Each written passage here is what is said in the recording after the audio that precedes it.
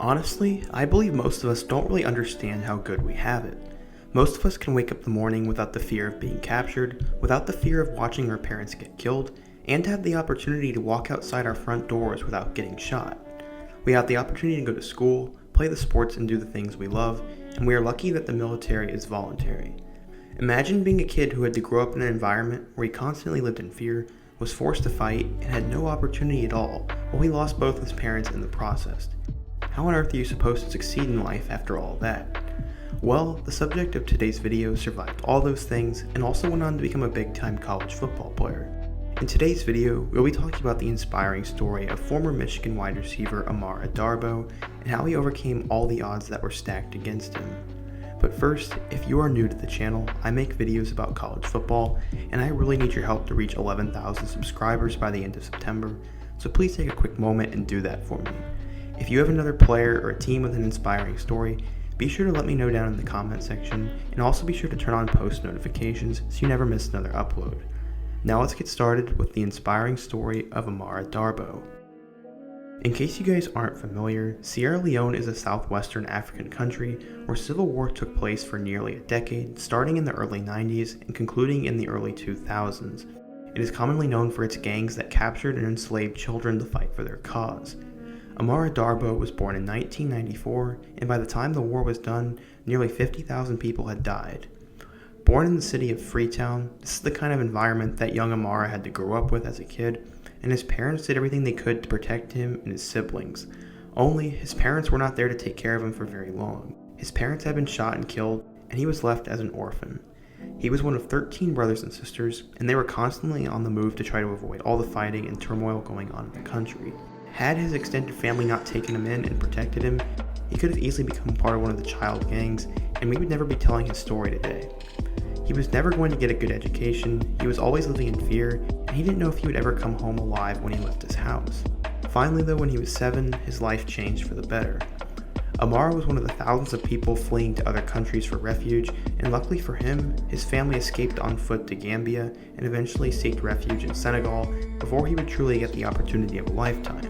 A Christian group from Des Moines, Iowa, sponsored his family, and they would get the opportunity to grow up and live in America. Amara struggled to adapt to the American way of life, and his English was completely broken.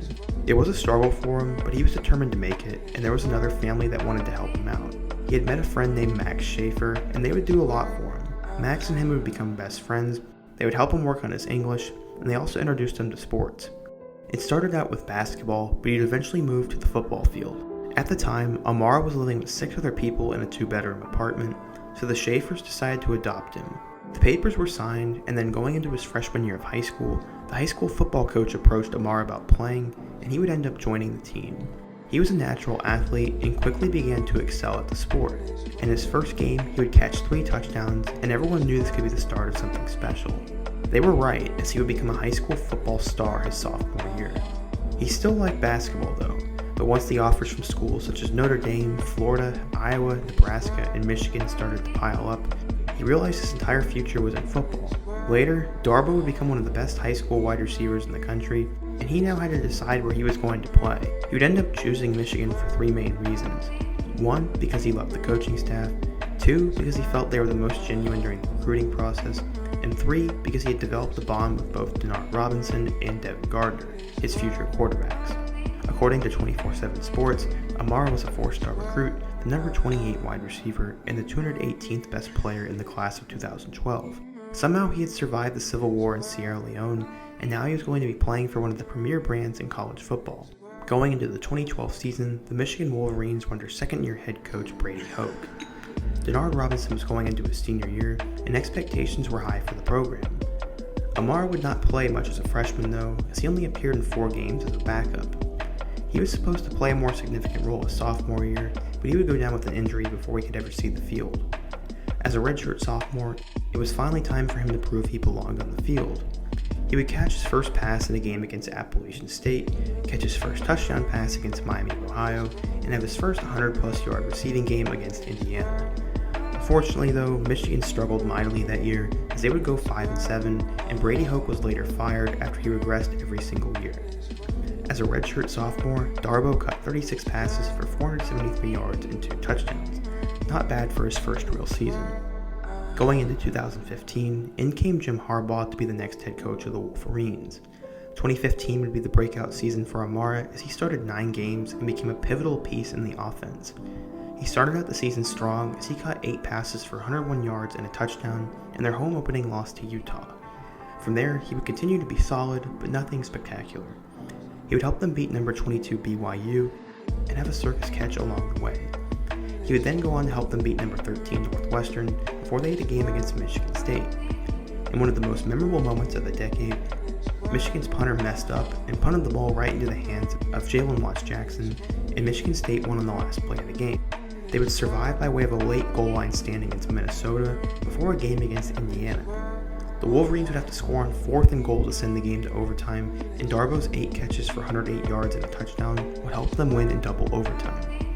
They would then take care of Penn State the following week before they started their annual tradition of losing to Ohio State, and then they'd go on to play Florida in their bowl game. As a junior, Amara became the best wide receiver on the team as he caught 56 passes for 703 yards and 5 touchdowns. He was good, but if he wanted to make it to the NFL, he was going to have to take his game to the next level his senior year. Going into 2016, Wilton Speight was the new quarterback, and they were expected to be good once again. They opened up the year with wins over Hawaii and UCF, and in that game against UCF, Darboh went for a career-high 2 touchdowns. The following week, they were tested against Colorado, but Amara caught a touchdown and they won the game pretty easily. They would then defeat Penn State again, and number 8 Wisconsin, and all of a sudden, it looked like the Michigan Wolverines were legit college football playoff contenders. They beat Illinois before Amara had the game of his career against Michigan State. He would go for 165 yards on 8 catches and their road win over Sparty. They would blow out Maryland before a road test with Iowa. Darboh was a non-factor in this game, as the Hawkeyes would beat the number 2 Wolverines by way of a game-winning field goal. This sucked, but they could still make the playoff if they just found a way to beat Ohio State. It was honestly really close, but the Wolverines lost in double overtime after a controversial first down call and a Curtis Samuel touchdown. They'd have to settle for the Orange Bowl against Florida State, where the Seminoles would pull off some late-game magic and beat the Wolverines. As a senior, Darboh improved his numbers, and he was likely going to get a shot in the NFL. He caught 57 passes for 862 yards and 7 touchdowns, en route to becoming a second-team All-Big Ten selection. After a solid career, he was taken with the 106th overall pick. in the 3rd round by the Seattle Seahawks, and he had made it to the NFL. Unfortunately, the NFL was never supposed to work out for him though, as he only caught 8 passes for 71 yards in his career with the Seahawks. Since then, he has bounced around to different practice squads, and he is now with the Pittsburgh Steelers going into the 2020 season, but I honestly doubt he will make the roster. It is sad to see his professional career turn out this way, but his journey to get here is what's important. This man went from losing his parents in the Civil War to getting adopted by a family in Iowa and eventually becoming a star for Michigan football, while also getting a chance to play in the professional leagues. His story is truly incredible and inspiring, and if you enjoyed it, please take a quick moment to smash that like button. Let me know what you guys think down in the comment section and who I should do next. If you're new, please be sure to subscribe to the channel and help me reach 11,000 subscribers by the end of September. If you are still here, check out my video about the rise of Brandon Ayuk and all my other football story videos. I hope you guys have a fantastic day, and until next time, peace.